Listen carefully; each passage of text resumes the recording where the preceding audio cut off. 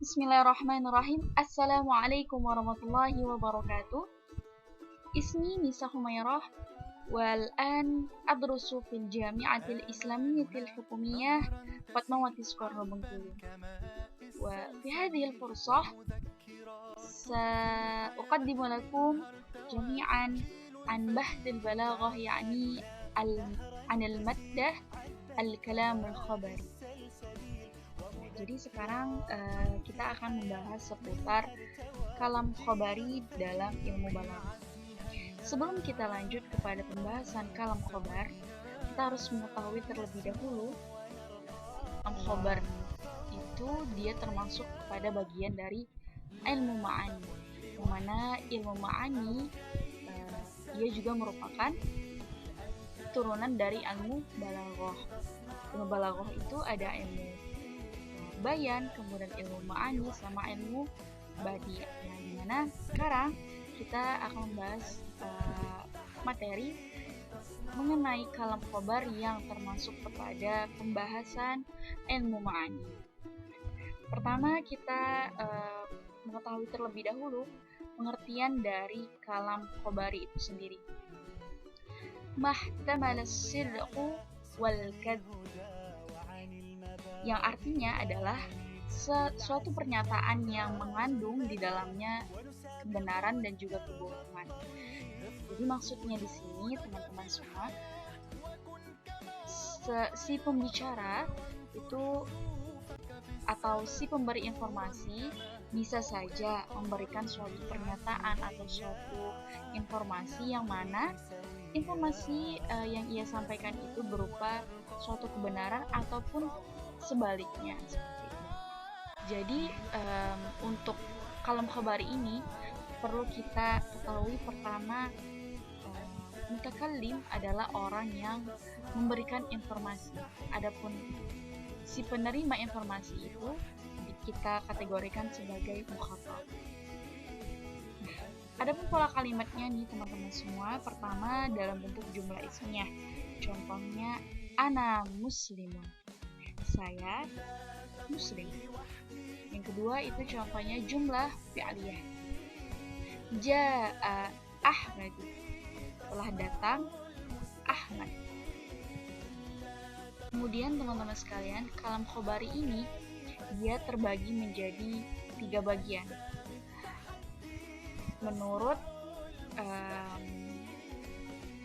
menurut tingkat pemahaman si mukhatab atau si penerima informasi tadi. Pertama ada ibtidai, kemudian yang kedua ada khabar talabi, yang selanjutnya itu yang ketiga adalah khabar inkari. Yang pertama ibtidai, di mana seorang mukhatab atau si penerima pesan tadi, beliau tidak mengetahui sebelumnya informasi yang si pemberi informasi sampaikan. Kemudian di pembagian ibtidai ini tidak diperlukan taukid, atau bisa juga diartikan dengan sesuatu yang bisa meyakinkan si penerima informasi tadi. Seperti contohnya abuka mariyun. Nah, di sana tidak ada huruf-huruf yang bermakna taukid atau bermakna penguat sebagai suatu penguat bahwasanya pernyataan ayah kamu itu sakit. Kemudian yang kedua itu ada khabar talabi. Nah, dalam pembagian kedua ini, yaitu di khabar talabi ini, si mukhatab atau si penerima informasi tadi dia merasakan keraguan akan pernyataan yang telah disampaikan oleh si pemberi informasi tadi. Nah, jadi di insya talabi ini si penerima si pemberi informasi itu memberi taukid atau keyakinan kepada si penerima informasi dengan menggunakan salah satunya huruf taukid. Contohnya inna abaka mariyun, sungguh ayahmu sakit. Nah, jadi dari sini bisa kita simpulkan teman-teman semua, untuk untuk kalam khobari ini di sana yang pembagian tolabi terdapat satu huruf taukid. Kemudian yang terakhir yaitu pembagian ketiga ada ingkari. Nah, di ingkari ini si mukhatab itu ingkar. Maksudnya lebih dari ragu seperti itu teman-teman. Dia emang benar-benar tidak percaya akan informasi yang disampaikan oleh si penyampai tadi. Nah, maka dengan itu di khabar ingkari ini digunakanlah banyak huruf-huruf taukid sehingga bisa meyakinkan si penerima informasi tadi untuk menerima informasi yang disampaikan oleh si penyampai tadi. Nah, contohnya di sini ada inna abaka lamariyadun. Sungguh ayahmu benar-benar sakit. Nah, jadi di sini teman-teman bisa kita simpulkan bahwasanya di khabar tolabi dan juga khabar ingkari itu memiliki kesamaan. Namun ingkari itu perbedaannya menggunakan banyak huruf-huruf taukid. Kemudian selanjutnya nih teman-teman, huruf-huruf taukid. Nah, beberapa huruf-huruf taukid yang perlu kita ketahui diantaranya ada inna, anna yang artinya sungguh atau bahwasanya. Contohnya inna abaka maridun atau a'lamu anna abaka maridun. Kemudian huruf-huruf selanjutnya ada waw, ta, ba, di mana ketiga huruf ini disebut dengan harful qasam, huruful qasam. Huruf-huruf qasam. Wallahi inni fi Bandung. Kemudian ada huruf lam ibtida. Lakana abuka maridun.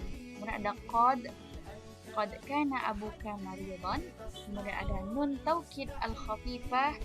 Lanakunanna minal khasirin. Lanakunanna minal khasirin. Kemudian ada nun taukid thaqilah. Lanakunanna minal khasirin.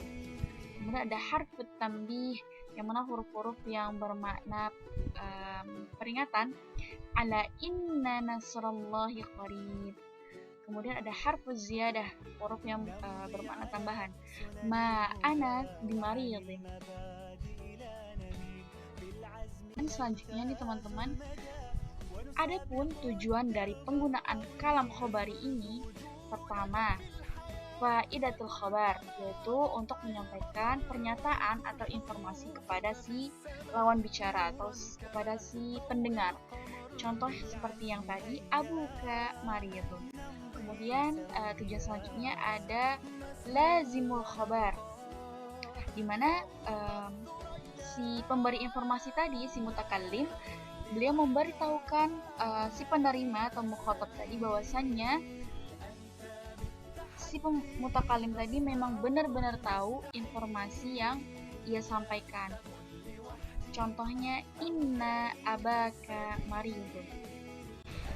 Kemudian contoh selanjutnya itu ada al-fakhr, yaitu menunjukkan kebanggaan atau atas suatu prestise. Contohnya anna afsahul arab anni min Quraisy. Saya yang paling fasih berbahasa Arab, selain itu saya dari keturunan Quraisy. Nah, ini dari maknanya saja nih teman-teman sudah terlihat bahwasannya di sini dia termasuk ke fakhr. Dia menunjukkan suatu kebanggaan atas kemampuan yang ia miliki. Dia tidak hanya selain fasih bahasa Arab, bahkan dia juga keturunan orang Quraisy. Kemudian selanjutnya ada izharud dha'fi, yaitu menampakkan kelemahan. Contohnya qala rabbi inni wahanal azmu minni washta'alla ar-ra'si syaiban. Nabi Zakaria berkata, ya Tuhanku, sesungguhnya tulangku telah lemah dan kepalaku telah ditumbuhi uban. Quran Surah Maryam ayat 4.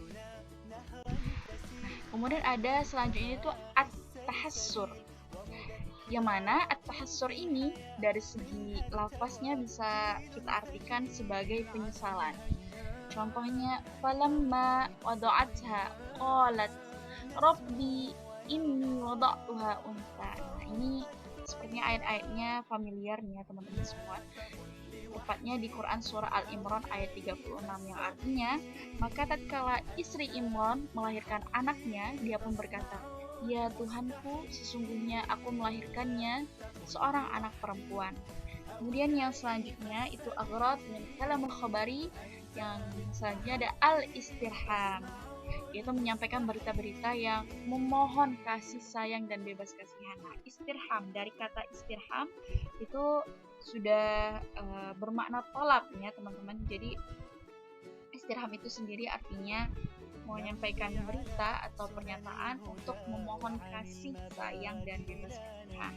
Contoh, inni faqirun ila afillah wa ghufran.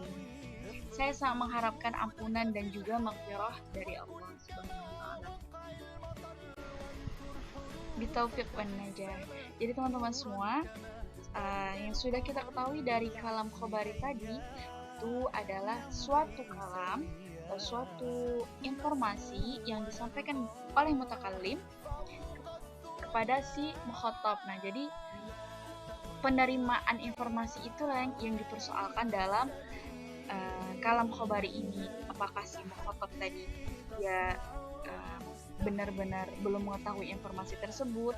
Kemudian yang kedua, apakah posisi si mukhatab tadi beliau ragu atas informasi yang disampaikan oleh mutakallim. Dan yang ketiga tadi, apakah si mukhatab itu benar-benar tidak yakin akan informasi yang disampaikan oleh mutakallim tadi. Nah, jadi kata kunci dari khobar, kalam khobar itu adalah